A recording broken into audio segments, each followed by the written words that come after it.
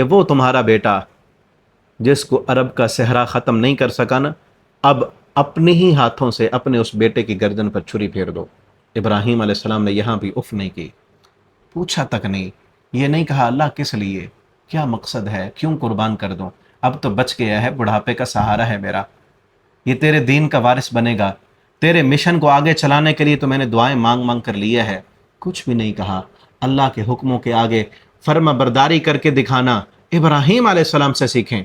اس لیے تو اللہ فرماتے ہیں نا فلما اسلما وتلہ للجبین، جب باپ اور بیٹا دونوں مسلمان بن گئے، فرما بردار ہو گئے، اور باپ نے اپنے بیٹے کو پیشانی پہ بل لٹا لیا، دونوں مسلمان تھے۔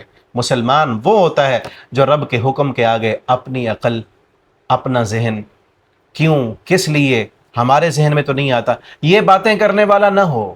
رب کا حکم آئے، سمجھ آتی ہے اس حکم کی حکمتیں، پھر بھی ٹھیک ہے، اس حکم کی حکمتیں سمجھ نہیں آتی تب بھی سر تسلیم خم کر لے اور اس حکم پر عمل کرنا شروع کر دے۔ ابراہیم علیہ السلام نے حکمتیں پوچھی تھیں رب کے حکم کی؟ بالکل نہیں پوچھا تھا۔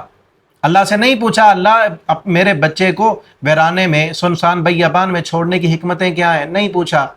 اللہ بچے کی گردن پر چھری پھیرنے کی حکمتیں کیا ہیں، ابراہیم علیہ السلام نے نہیں پوچھا۔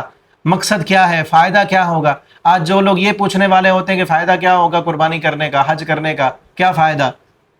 ابراہیم علیہ الصلوۃ والسلام نے یہ چیز نہیں پوچھی، اور یہی اسلام ہے، یہی فرما برداری ہے، یہی مسلمان کا کام ہے کہ رب کے حکم کے آگے سمجھ آ جائے تب بھی ماننا ہے، وہ حکم سمجھ نہ آئے تو یہ کہنا ہے اس کی حکمتیں میری سمجھ میں نہیں آ رہی، ہوں گی بہت